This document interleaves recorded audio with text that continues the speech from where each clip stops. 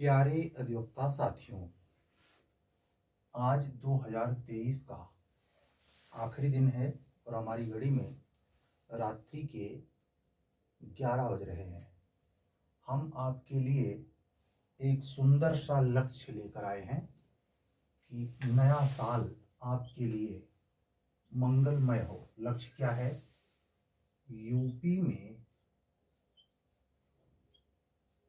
Additional district जज बनने की। अगर आप ये योग्यता रखते हैं या इसकी तैयारी में काफ़ी दिनों से लगे हैं तो आप हमारे साथ एक छोटा सा प्रयोग अब की बार कर सकते हैं। हम यह प्रयोग एक पेड ग्रुप के माध्यम से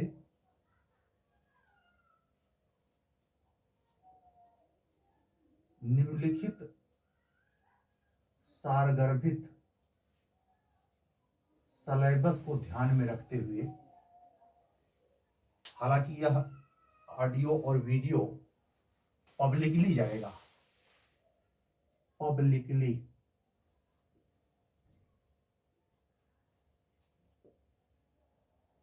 यह सामान्य रूप से छोड़िए सभी के लिए उपलब्ध होगा। जानते हैं, हमें उत्तर प्रदेश उच्चतर न्यायिक सेवा की एग्जाम में जो संभावना है कि अगर कोई विधिक व्यवधान नहीं आया, रिट पिटीशन वगैरह नहीं पड़ा, जैसा कि पढ़ने की संभावना है, तो लास्ट अप्रैल या मई के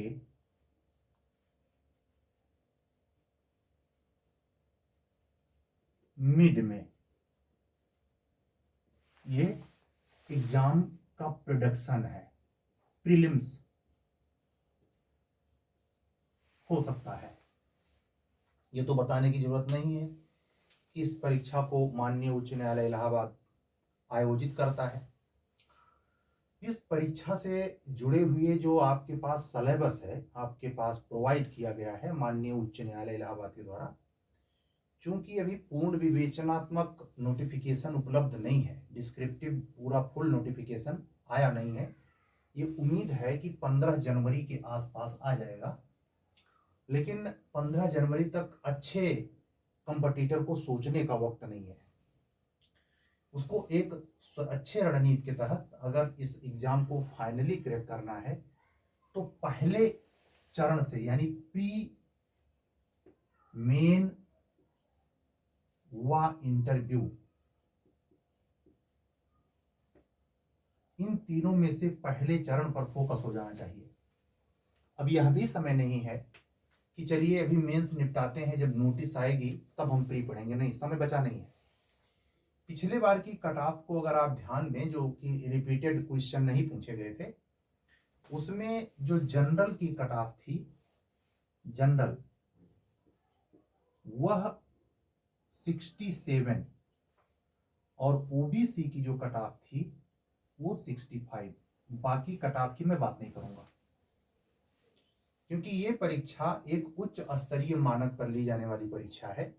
और इस पेपर में ये मेरिट तब थी जब सीटों की संख्या 98 थी। 98 में 20 का गुणा कीजिए, उतने बच्चों को क्वालिफाई कराना हाई कोर्ट की मजबूरी थी। ऐसे अब की बार 98 के अकॉर्डिंग 83 टोटल सीटें हैं। 83 में 20 का अगर गुणा करते हैं तो 20 तिया 60, हाथ लगा 6 और 20 अट्ठे 160, 6 122, यानी लगभग 1300 लड़के मेंस लिखेंगे। फार्म जो नियर अबाउट पढ़ता है, इसमें पढ़ने की संभावना होती है यूपी एचजेएस में, उसकी संभावना पिछली बार 9 से 11 हजार थी और वही अब की बार भी मान के चलेंगे या इसको ऐसे कर ले सकते हैं, सीधा हिसाब ले लें 12,000, 3,000 और जोड़ देते हैं। जागरूकता बढ़ी है, लोगों का इंटरेस्ट बढ़ा है, तो 12,000 में आपको 12 लड़के हटाकर 1,000 में सीधे आना है। ये रेशियो आपका प्री का है, ठीक। ये तब जब 83 सीट है। ध्यान रखिए, मेरा अपना निजी मानना है कि यह वैकेंसी जो आपके सामने आई है 83 सीट वाली, इससे इतना पद भविष्य में आपके लाइफ में जो इस समय एचजीएस देने लायक है, यानी जिन्होंने 35 साल अभी पूरा किया है, आने वाले 15 साल में कभी भी ये रिपीट नहीं करेगी। ध्यान रखिएगा, ये 98 जो इसके पहले थी, ये इससे ज्यादा थी। ऐसे कह सकते हैं कि 2020 के एचजेएस में, 2020 के यूपी एचजेएस में जो सीट संख्या थी वो 98 थी, भरी गई 31, समझ रहे हैं ना। लेकिन इसमें जो 83 आई है, इसका रिपीटिशन होना मुश्किल है। क्यों? क्योंकि हर बार सीट की संख्या इतने ब्रॉड लेवल पे हो वो मुश्किल, ज्यादातर under 50, under 40 count of number seat की रहती है, जो अब तक का एचजेएस का रिकॉर्ड रहा है। ये पहला मौका है कि 2000 लमसम 2020 के है, ठीक है। इसमें एक चीज और रोचक देखने को मिली कि 2020 की वैकेंसी में स्पेशल 4 सीट ओबीसी कोटे की थी। इस बार में ऐसा बिल्कुल नहीं है। हम बात करने वाले हैं आज के इस क्लास में प्रारंभिक परीक्षा के चक्रव्यूह को भेदा कैसे जाए। अभिमन्यु की तरह नहीं, वास्तव में इसको पूर्ण रूप से भेदने के लिए, यानी निश्चित रूप से जो कट ऑफ श्रेणी है, मान के चलिए 70 जनरल और ओबीसी 68, इस दो को अगर बिंदु बनाकर चलते हैं, ये पॉइंट देखिए, तो आपको इन 25 पेपर का सर्वग्राह्य अध्ययन जरूरी है। आपके पास दिन कितने बचे हैं?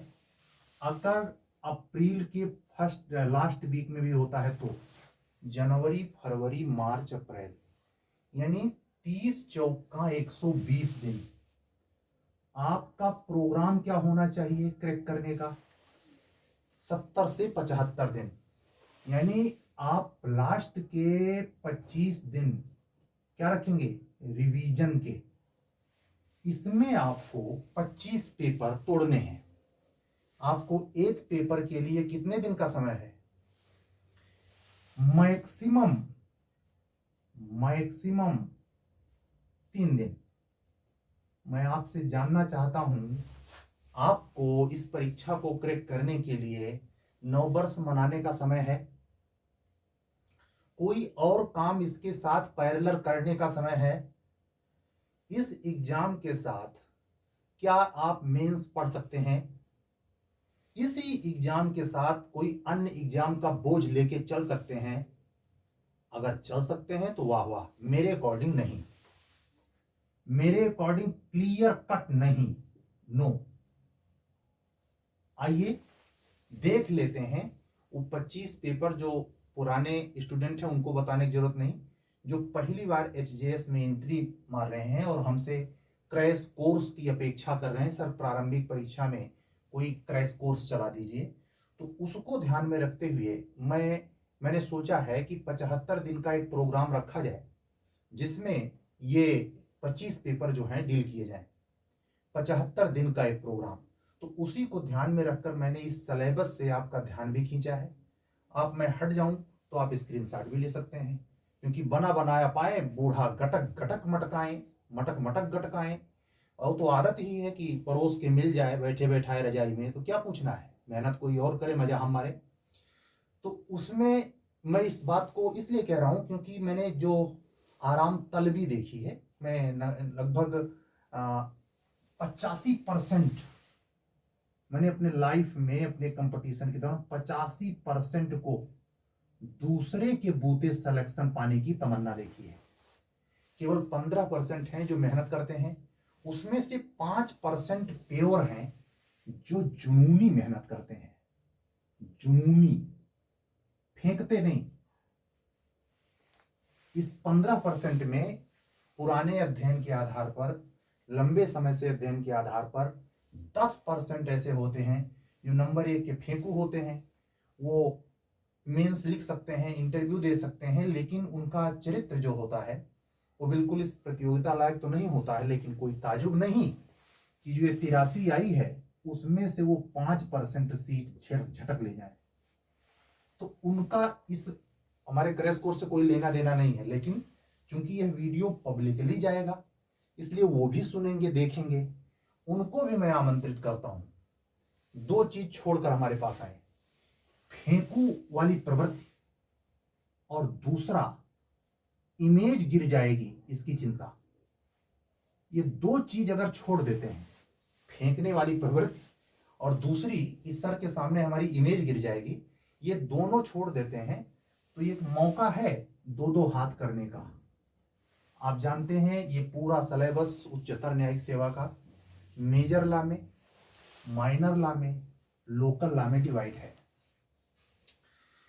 3 ऐसे 2 ये लॉ का सेगमेंट है, एक लिमिटेशन, एक नेगोशिएबल। पता नहीं कैसे ये कोर्स में ना होने के बावजूद, ये लिमिटेशन तो है लेकिन नेगोशिएबल से भी ये सवाल बनाते हैं। एक सवाल आया है कई बार, और लिमिटेशन तो उससे तो आता ही है। आप जानते हैं लिमिटेशन प्रक्रिया विधि का हिस्सा है। ऐसे ही माइनर लॉ में ये सिविल प्रोसीजर लॉ का हिस्सा है, SRA। ठीक, तो आपको चार्ट पे सब लिखा है, मैं कोई नई नवेली बात नहीं बोल रहा हूं, सिलेबस सबको पता है। लेकिन हम ये डायग्राम के माध्यम से ये दिखाना चाहते हैं कि इन्हीं 25 में से Indian constitution, contract act, transfer of property act, Hindu Muslim, tart, IPC, CRPC, evidence, CPC, इसके बाद यहां आइए 10 के बाद इंडियन लिमिटेशन भी शामिल करिए और नेगोशिएबल भी ले लीजिए। 13 पे पार्टनरशिप एक्ट, ये माइनर लॉ के हिस्से हैं। 5, 1, 2, 3, 4, 5। ईजमेंट बिहार में नहीं है, साम्या बिहार में है, SRA बिहार में है, ट्रस्ट बिहार में है, पार्टनरशिप बिहार में है। तो ये जो है ये 17वां नंबर, ये केवल यहां है। लिमिटेशन और नेगोशिएबल दोनों बिहार में है। इसलिए बिहार HJS में इंटरेस्टेड पुराने अधिवक्ता जो कई बार वहां जाए हैं, इंटरव्यू मेंस लिखा है, जरूर जाएं। अगर कोई नया नबेला भी ऐसी हिम्मत करता है, जाना बुरा नहीं है। अगर एग्जाम पाई जब इंडिया से यूपी से पहले होता है तो आपको एक अभ्यास करने का, आपको पता है कि वहां का पेपर केवल इंग्लिश मीडियम में होता है, फिर भी मैंने इसको जोखिम भरे लक्ष्य को अपने हाथ में लिया है और हमने बिहार और यूपी दोनों को टारगेट किया है। बिहार और यूपी दोनों HJS को मैंने अपने चैनल से प्रोडक्टिव प्री और मेन की टेस्ट सीरीज को कंटिन्यू किया है। उसका 2 लक्ष्य है कि पेपर लगभग समान है। ये पेपर जो स्थानीय विधि वाला है इसका बिहार से लेना देना नहीं है, क्योंकि ये इतने पेपर आपको लोडेड हैं। और आपको ध्यान रखें, मैं रेड कलम से लिखने जा रहा हूं, ध्यान से इसको ध्यान रखना। 18वां पेपर रेवेन्यू कोड, पंचायती राज, नगर पालिका, नगर नियोजन विकास अधिनियम 73, अर्बन प्लानिंग एंड डेवलपमेंट, शहरी किराएदारी बेदखली अधिनियम 1972, इस पूरे सेगमेंट से 29 से लेके 32 नंबर तक पूछा गया है। ध्यान देना, 100 में ये जो 100 नंबर का पूर्णांक आप देख रहे हैं यहां, ये इस 100 में से 29 से 32 केवल इससे आता है। और इससे ये आप हर सेगमेंट से 2-2 नंबर कीजिए, 2, 2, 4, 2, 6, 2, 8, 2, 10। माइनर लॉ से 10 से 12 कहां आ गए? 32, 10, 42, मोटा मोटी हिसाब लेना है। 42, 100 में से ये वाला हिस्सा जो 25वें नंबर पर मैंने लिखा है जीके और 24वें नंबर पर लिखा है इंग्लिश लैंग्वेज। इंग्लिश लैंग्वेज ने 2020 में कमाल किया है। 2020 में स्पेशली 18 क्वेश्चन पूछे गए थे, जबकि पारंपरिक रूप से इंग्लिश लैंग्वेज से 4 से 5 सवाल पूछे गए हैं। ये पारंपरिक तरीका रहा है, यही तरीका अपनाया जाए तो ठीक है। और 12 से 15 जीके का पोर्शन होता है। ध्यान दीजिए, अगर 10 इसका एवरेज लेते हैं, इसका 3 एवरेज ले लेते हैं, तो 13, यानी जीके और इंग्लिश लैंग्वेज मिला के 13 या 12 हिसाब सीधा करते हैं तो 12, 29, 42 में 12 जोड़ देंगे कितना आएगा? 2 2 4 और 4 1 5, 54। 42 में 12 दोगे 40 10 50 2 52 2 54। 54 क्वेश्चन मेजर लॉ को छोड़ के पूछ लिया जाता है, माइनर, लोकल, जीके और इंग्लिश लैंग्वेज। जीके में क्लियर कर दूं, एक भी क्वेश्चन बियॉन्ड जाकर के हाई कोर्ट पूछता नहीं। करंट अफेयर्स को ध्यान से सुनिए। हिस्ट्री, ज्योग्राफी, करंट अफेयर्स एक टॉपिक है, history 2, geography 3, economics and social issue पर भी सवाल 1 2 बनते हैं, डेवलपमेंट इंफॉर्मेशन पे भी सवाल बनते हैं, टेक्नोलॉजी पर। उसके बाद इंपॉर्टेंट इवेंट, घटनाएं कॉन्स्टिट्यूशन से जुड़ी हुई और एडमिनिस्ट्रेटिव लॉ से भी जुड़ी हुई घटनाएं पूछता है। फंडामेंटल राइट भी पूछता है, ड्यूटी भी पूछता है, सिटीजन, नागरिकों के। स्पोर्ट, सिनेमा, इससे क्वेश्चन होता ही होता है 1 या 2। उसके बाद आता है लिटरेचर, एक राइटर का नाम अवश्य होता है।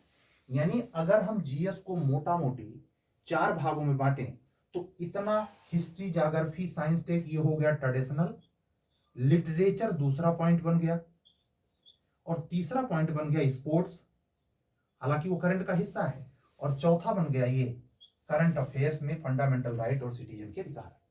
तो इनसे जो जीके के क्वेश्चन वो 10 से 12 बनाता है, उसमें गारंटी है किसी राइटर का नाम एक रहेगा, खिलाड़ी जगत से, सिनेमा जगत से एक एक सवाल होगा ही होगा। ये मैं इसलिए बलपूर्वक कह रहा हूं, जो लड़के लास्ट में प्री में 2 से 6 नंबर के बीच में रह जाते हैं, वो अगर बाय द वे यहां कमजोर हो, यहां कमजोर हो, यहां कमजोर हो, तो यहां मेहनत करने भाई, जीके पे काम कर लें। 12 नंबर कम ना होता। अगर 12 नंबर में आपने मैनेज किया तो आपका डिजिट जानते हैं कहां खींच सके जाएगा? जो 70 की मैं बात कर रहा हूं, ऑटोमेटिक 76 पे टिकेंगे, माइनस मार्किंग होगी नहीं। और दूसरी बात, मेजर लॉ की बात करते हैं, जिसमें लगभग 40 से 45 क्वेश्चन पूछा जाता है। ये 40 से 45 में आपको पुराने, जहां भी किसी भी स्टेट के एग्जाम में गए हो, कॉन्स्टिट्यूशन, कॉन्ट्रैक्ट, टार्ट, एक चीज यहां निशान बना देता हूं, ये बिहार में है। जितने पेपर यहां देख रहे हैं आप, ये टोटल के टोटल बिहार में है। तो बिहार जाने के लिए कोई असुविधा नहीं होनी चाहिए, ठीक है। ये चीज दिमाग में इसलिए मैं डाला कि है कल 9 वर्ष। काफी लोगों को तो पटाखे फोड़ने में मजा आता है। अपनी जिंदगी का पटाखा खुद मत फोड़िए, मौका अच्छा है। 83 सीट में अगर जनरल कोटे में अपना नाम नहीं दर्ज हो पाता है, तो कम से कम अगर कैटेगरी का लाभ लेते हैं, कैटेगरी चाहे जो हो, मतलब चाहे ओबीसी हो, चाहे एससी हो, चाहे एसटी हो, और चाहे दिव्यांग कोटा हो, इसमें अपना नाम दर्ज करा सकते हैं।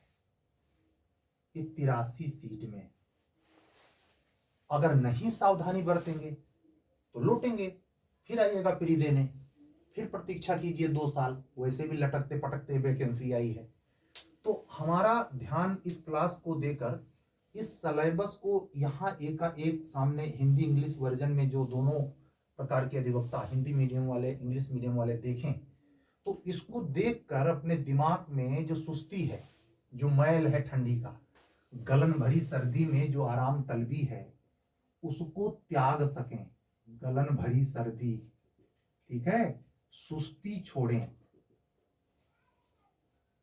अगर वाकई में चाहते हैं तो। क्योंकि मैं साफ शब्दों में कह रहा हूं, प्री पढ़ने का ही वक्त नहीं है अब।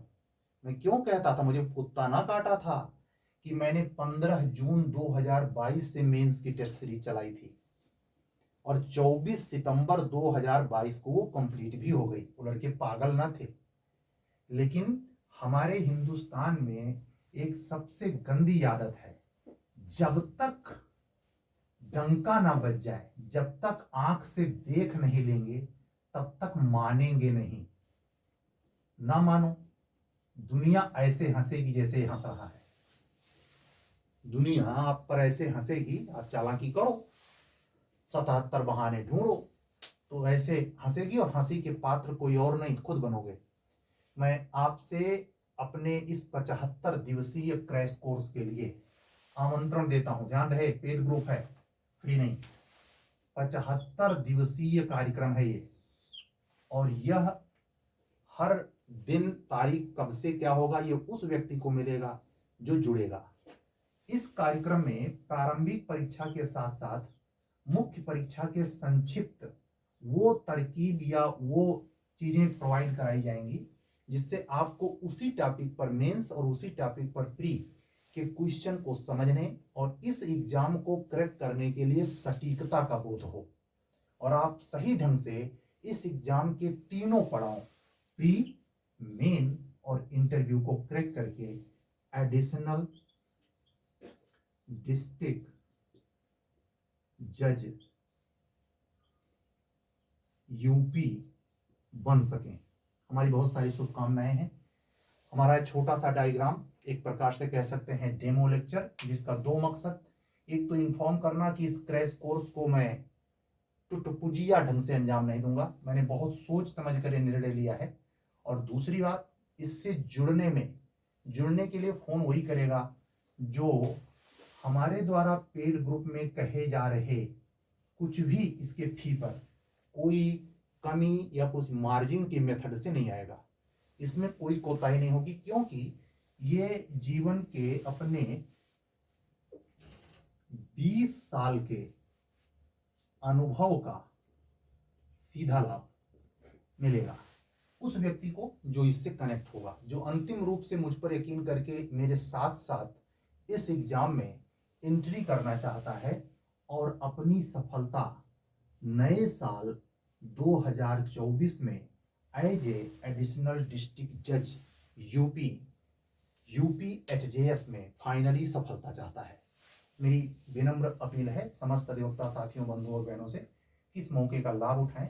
अगर आप मुझे इस कार्यक्रम से जुड़ना चाहते हैं तो मेरा व्हाट्सएप नंबर है, मैं और स्पष्ट लिख दे रहा हूँ, 7705090393। फिर से सुन लीजिए, 7705090393। ये भी 3 लास्ट में इसमें ऐड है, ठीक है। इस नंबर को आप व्हाट्सअप करेंगे तो हमारी आपसे बात होगी।